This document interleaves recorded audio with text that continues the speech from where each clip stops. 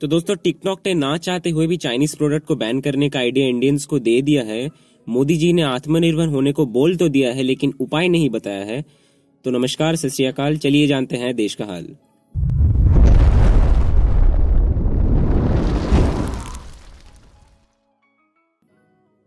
Made in China, made in China, जिस भी चीज में देखो, चाहे वो आपका फोन हो या फिर ये वायरस, ज्यादातर सब कुछ चीजें मेड इन चाइना होता है।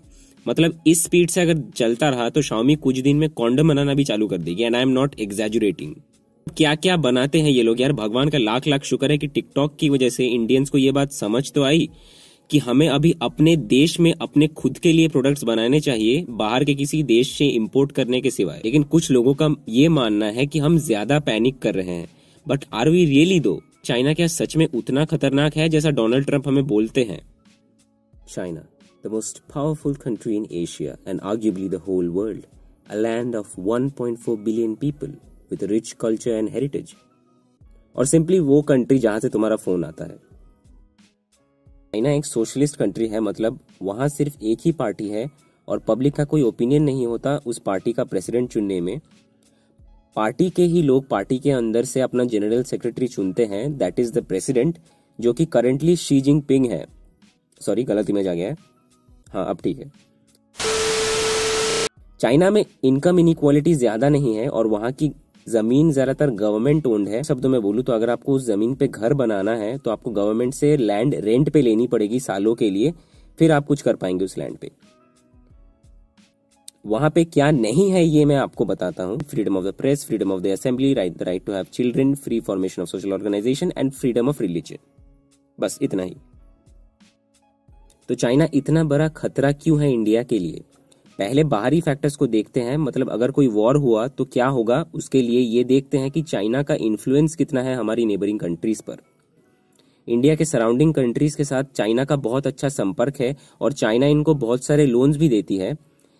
यहाँ पे आता है एक प्रॉब्लम, क्योंकि ज्यादातर कंट्रीज जिसको चाइना लोन देता है वो या तो लोन लौटा नहीं पाएंगे या फिर लोन देने के पहले ही चाइना को पता होता है कि उनको लोन वापस नहीं मिलेगा। लोन नहीं मिलेगा पता होने के बावजूद चाइना क्यों लोन देता है, यू मे आस्क? ताकि ये कंट्रीज जब चाइना के डेप्ट में डूब जाए तो चाइना इनको शैडो से कंट्रोल कर पाए। कंट्रीज में आता है पाकिस्तान, म्यांमार, श्रीलंका, तिब्बत एंड अभी बांग्लादेश ने भी लोन लेना चालू कर दिया है चाइना से। चाइना इसे अपना सिल्क रोड प्रोजेक्ट बोलती है, जिससे कि चाइना 62 कंट्रीज में $900 बिलियन इन्वेस्ट करेगी ताकि एक रिलायबल ट्रेड रूट बन सके चाइना के लिए।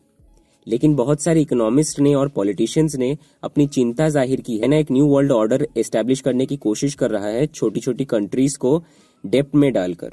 इसको डेट डिप्लोमेसी भी बोलते हैं। मैंने ये पहली बार नहीं किया है। डिजबूती नाम की एक अफ्रीकन कंट्री के साथ भी ऐसा पहली बार हो चुका है। तो ये चिंता हवा में नहीं बनाया गया है, इसके पीछे पुख्ता कारण है, सबूत भी है। तो अगर चाइना भारत के आसपास की कंट्रीज को कंट्रोल करेगी तो कितना खतरनाक है ये चीज आप समझ ही सकते हो। Don't get me wrong, America भी ये करती है। अमेरिका के लिए जो जियोपॉलिटिकली इंपॉर्टेंट कंट्रीज है, अमेरिका उनको फाइनेंशियली, पॉलिटिकली या फिर मिलिटरीली हेल्प करती है अपना दबदबा बनाए रखने के लिए। लेकिन इससे हमें प्रॉब्लम नहीं है, इससे भारत को प्रॉब्लम नहीं है, क्योंकि यूएसए भारत की साइड में है और हमें पता ही है कि चाइना हमारी साइड में नहीं है। तो अगर न्यू वर्ल्ड ऑर्डर में चाइना सबसे पावरफुल कंट्री होगी तो इंडिया को बहुत प्रॉब्लम हो सकती है, पॉलिटिकली भी, इकोनॉमिकली भी। तो अभी देखते हैं कि चाइना का इंडिया के अंदर कितना इन्फ्लुएंस है। पॉलिटिकल एस्पेक्ट को छोड़ के बात करते हैं, ट्रेड की बात करते हैं। सो एवरी ईयर $100 बिलियन का ट्रेड होता है भारत का चाइना के साथ, और इंडिया का ट्रेड डेफिसिट जो है चाइना के साथ वो $57 बिलियन के आसपास है। मतलब चाइना अगर 100 रुपए का सामान हमें एक्सपोर्ट कर रहा है तो हम सिर्फ 44 रुपीज का एक्सपोर्ट उनको कर रहे हैं। अब भारत इंपोर्ट क्या क्या करता है चाइना से, ये देखते हैं। पहली चीज जो है वो है फोन्स। 51% फोन मार्केट खा गई है चाइनीज कंपनीज भारत के अंदर, जो कि करीब करीब $8 बिलियन की वैल्यूएशन का है। 90% सोलर इक्विपमेंट्स का मार्केट भी चाइनीज कंपनीज ने खा रखा है भारत में। 80% एंटीबायोटिक्स एंड 60% इलेक्ट्रॉनिक्स का मार्केट भी चाइना के हाथ में है। अब आप पूछ सकते हो कि इससे हमें क्या प्रॉब्लम हो सकता है, हमें तो चीप प्रोडक्ट्स मिल रहे हैं। तो सुनिए, problem number 1, cheap Chinese products का डिमांड इंडियन एंटरप्रेन्योर्स की बिजनेस का शेयर खाती है, जिससे अराइज होता है प्रॉब्लम नंबर 2, अनएम्प्लॉयमेंट। आज चाइना के फोन फैक्ट्रीज में वर्कर्स मोनोटोनस काम भले ही कर रहे हैं, लेकिन उनके पास काम तो है। इंडिया की unemployment rate recently all time high पे चली गई थी और इस कोविड के चक्कर में वो रेट घटेगी नहीं, बढ़ेगी। प्रॉब्लम नंबर 3 है, हम अगर बहुत सारा प्रोडक्ट चाइना से इंपोर्ट करेंगे तो चाइना अगर भारत पे कोई ट्रेड सैंक्शन लगाता है तब इंपोर्टेड गुड्स के प्राइस बढ़ जाएंगे, जो कि हमारी इकोनॉमी पे इफेक्ट करेगा। यूएस चाइना के साथ ट्रेड वॉर भले ही खेल सकती है, मगर हम ये अफोर्ड नहीं कर सकते। बॉयकॉट करने की बात आई तो हम अचानक बॉयकॉट नहीं कर सकते चाइनीज प्रोडक्ट्स को, क्योंकि अभी भी हमारे यहाँ का इंफ्रास्ट्रक्चर उतना डेवलप नहीं है कि हमारे इंडियन पीपल के जो डिमांड है उसको सस्टेन कर पाए। लेकिन over the course of 4-5 years हम ये कर सकते हैं। मोदी जी ने ऑलरेडी संकेत दे दिया है आत्मनिर्भर स्लोगन से कि अब इंडियंस को सेल्फ सस्टेनिंग बनना पड़ेगा। इससे ज्यादा कुछ बोलना डेमोक्रेटिकली फीजेबल नहीं होगा। तो इसका मतलब ये नहीं है कि आपको सैमसंग या नोकिया का फोन खरीदना पड़ेगा। हम जितने प्रोडक्ट्स खरीदते हैं उसमें से 70 to 80% चाइनीज होता है। तो हम अगर कोशिश कर सकते हैं कि ये परसेंटेज 80 से 60, फिर 60 से 40 ऐसे ग्रेजुअली कम हो। कोशिश ये करनी चाहिए कि इंडियन ब्रांड्स की चीजें ही हम खरीदें। सबसे अच्छा ऑल्टरनेटिव मैं आपको बताता हूं, जो कि है टिकटॉक का ऑल्टरनेटिव। जी हाँ, टिकटॉक का ऑल्टरनेटिव इंडिया में बन चुका है और टिकटॉक 2 इंडियन ऑल्टरनेटिव्स हैं, जो कि है नंबर 1 बोलो इंडिया और नंबर 2 रोपोसो।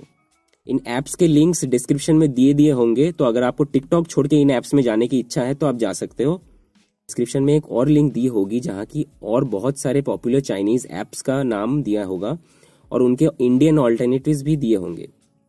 चाइनीज प्रोडक्ट्स को बॉयकॉट करने की कोशिश इंडिया ने पास्ट में भले ही की है, लेकिन वो ऑर्गेनाइज तरीके से नहीं हुआ है। अभी पहली बार एक प्लान बनाकर ऑर्गेनाइज तरीके से चाइनीज प्रोडक्ट्स को धीरे धीरे इंडियन गवर्नमेंट एलिमिनेट करना चाहती है और इंडिया में ही एंटरप्रेन्योरशिप को बढ़ावा देना चाहती है। अगर आपको इस बारे में और ज्यादा जानकारी चाहिए तो रियल लाइफ फुनसुक वांगडू का वीडियो डिस्क्रिप्शन में दिया हुआ होगा। उन्होंने बहुत सारी इंफॉर्मेटिव चीजें बताई हैं और he is one of the pioneers in India, जो कि चाइनीज प्रोडक्ट्स को इंडिया से हटाने के लिए ये इनिशिएटिव ला रहे हैं।